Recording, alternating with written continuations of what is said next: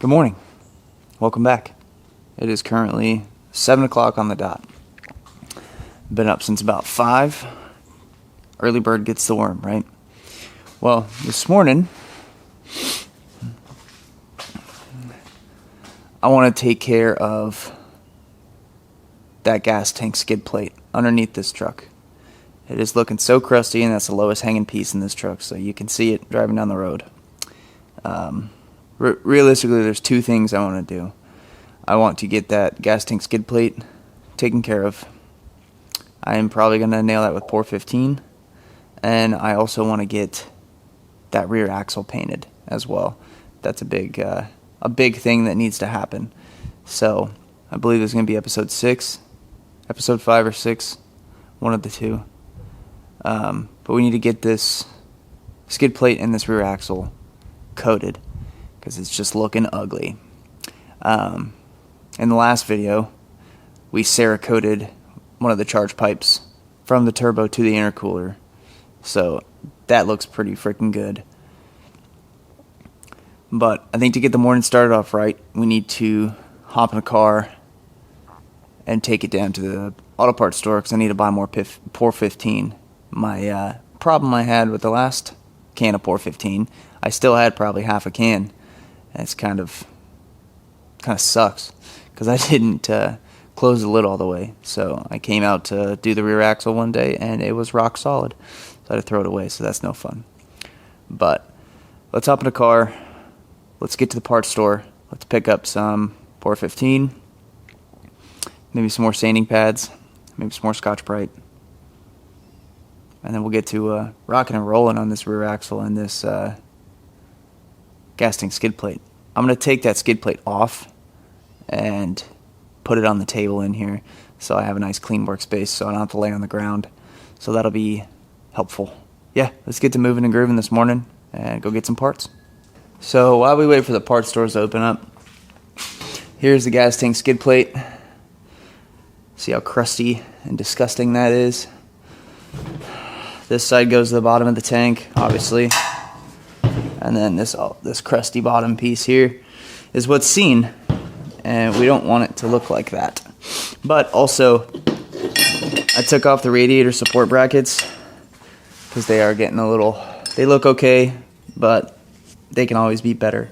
So we'll get these guys sandblasted. We'll Cerakote these, make these nice while we're doing this.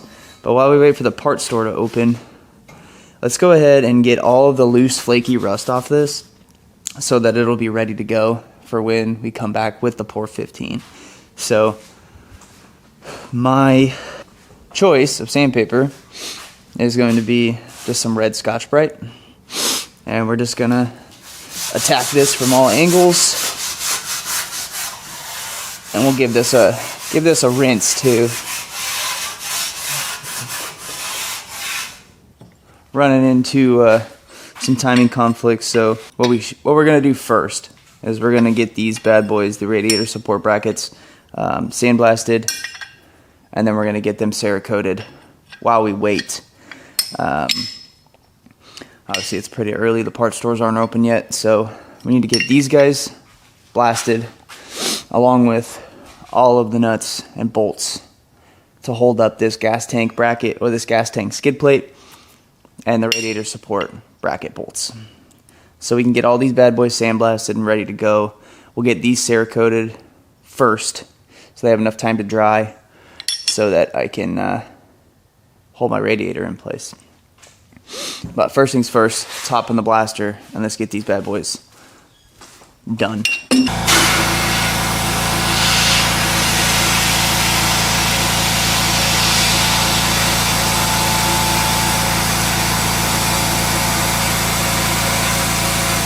Yes, sir. Alright, so about 20-ish minutes later, that's how they look out of the blaster. Bare metal. Perfect. So what we're going to do, we're going to get them blown off, and then we're going to fill up the paint gun with some Cerakote. These don't really require any masking, obviously, because there's no threads. But here's the thing. With Cerakote, you don't need to mask your threads because the coating goes on so thin it doesn't mess up anything. The max thickness that it says it's about 1 mil, which is not enough to mess up your threads. So keep that in mind. If you're spraying something large or Cerakoting something large, you don't need to mask threads. It'll still work perfectly. So we got the spray gun out. Everything masked off and ready for Cerakote. I hope it doesn't start spilling like it did yesterday. Alright, so some of you may know, but color of choice and coating of choice is Cerakote C189 Blue Titanium. If you saw last video, the charge pipe turned out awesome. So we're going to do the same with these radiator support brackets. Make sure you shake it up good. And this isn't going to need a whole ton. Make sure you put your mask on because this shit is nasty.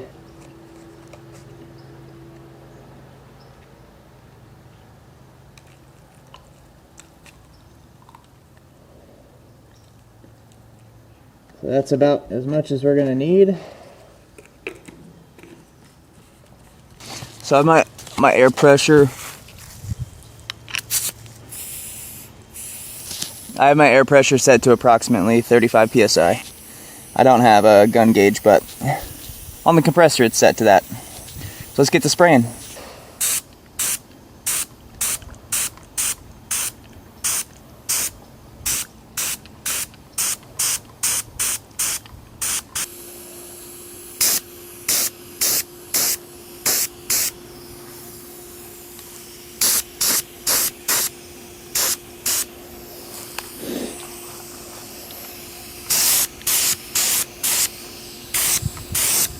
There is the finished product with those.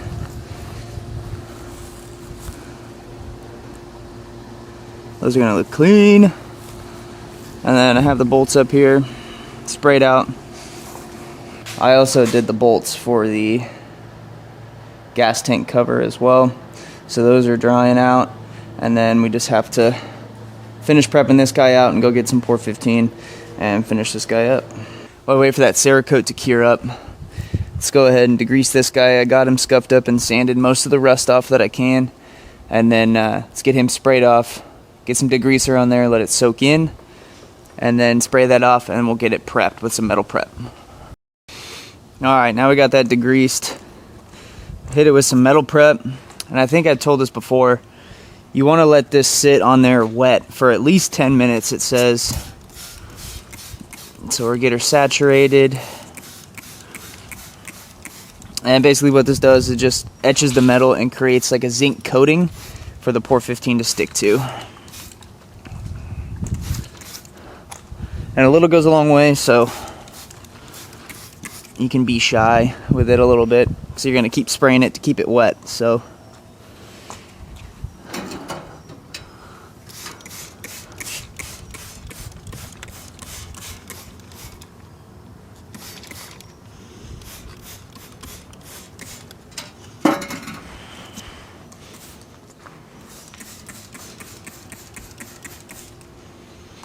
let that sit, and if you see it drying up really at all, go ahead and hit it again, and just keep it wet with this metal prep for as long as you can, and that'll help the sticking process for POR15. Alright, so we've had this bad boy soaking for about 15 minutes. Sprayed it every time it looked like it was starting to dry up. So let's give this guy a rinse.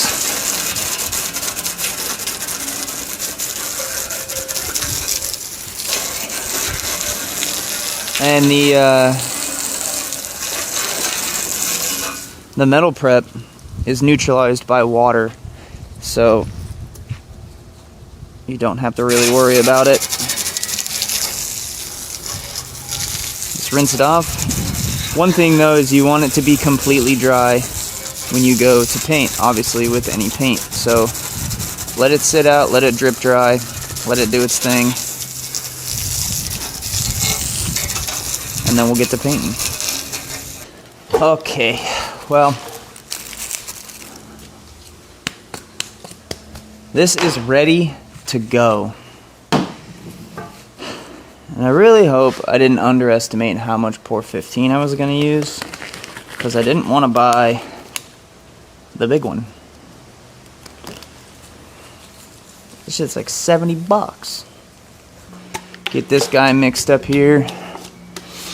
And then let's get to coating this bad boy. I can't wait for this to be done. Pretty sure I've said this in a past video. I really like POR15.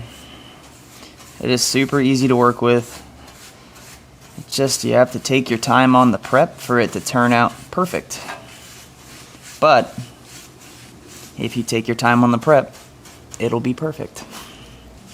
And it's just like painting a wall or something.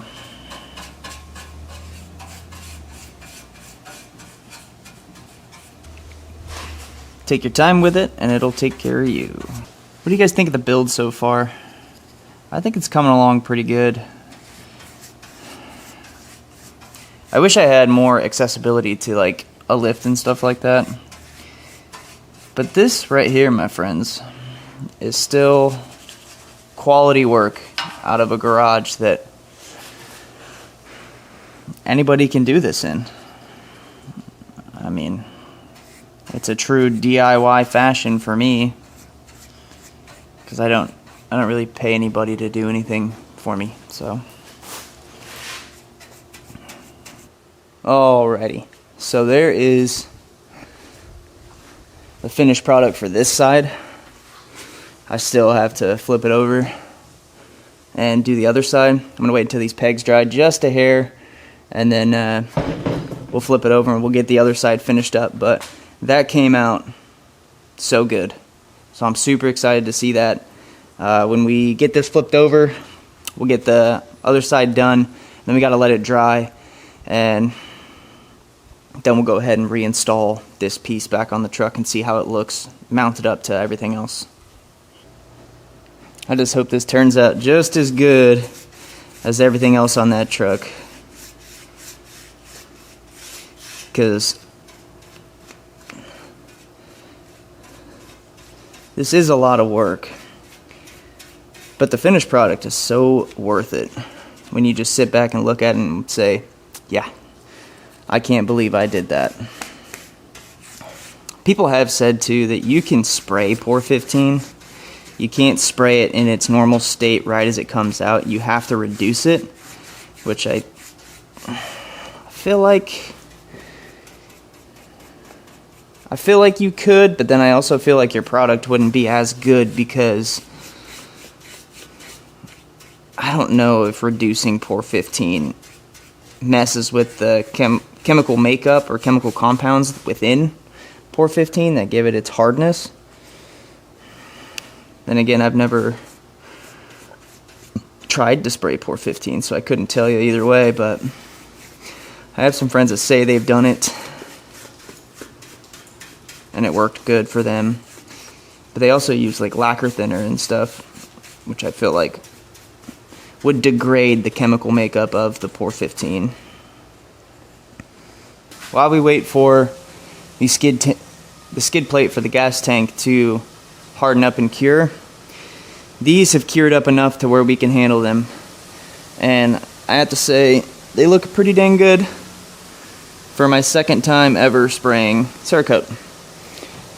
Can only get better from here. The more you do it, the better it's going to turn out. So let's take these guys and let's go over to the truck and we'll put them back on and see, I guess, the color difference and how much better it looks than just black. Alright, so these bad boys are going to sit right back on here carefully, so they're still curing, just like that. Just like that.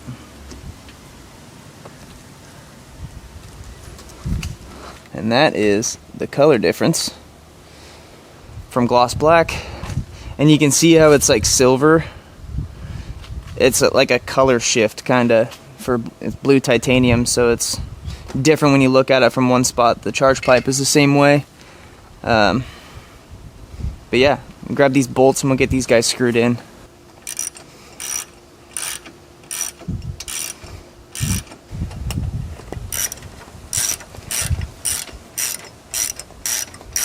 There's the look on those bad boys with the charge pipe. Dang, I really like that color. What do you think of that color? Once I get the black or the metal charge tube and the intake elbow Cerakoted, I think it's gonna look pretty dang good. But it's a work in progress, so that's why you guys just stay along for the journey. Alrighty, while we are waiting for the skid plate for the gas tank to dry, I went ahead. Well, there's the skid plate. Looks factory OE perfect, but I went ahead and POR15 the rear axle because it freaking needed it. So that piece is done. This piece is out here drying, so I think it's gonna be turning out pretty good. I'm gonna wait for that to dry for a couple hours in the sun, and then we're gonna go do reassembly on the whole truck. Alrighty, so we have all of our bolts that we have to unmask. This actually might be a pain in the butt. I should have masked them differently. Either way, with all of our bolts painted, our skid plate is dry. So let's get this bad boy unmasked here, and then we will go and reinstall this piece. Okay, let's try to do this without ruining it. I'd say that looks pretty good. I'd say that looks pretty good. I think that is probably better than OE, and it's gonna last forever. So let's get this bad boy under here.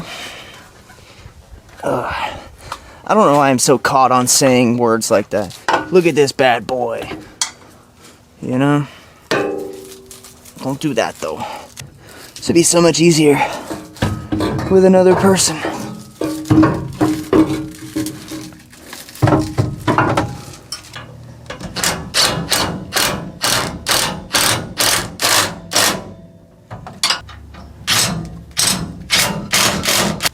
Oh, that's all she wrote. Let's take a gander here. Yeah, that looks so much better now. With that one done, frame done. This one, rear axle as well. Front axle and all radius arms. Alright boys, well I hope you enjoyed this video as much as I did. That was a lot of fun.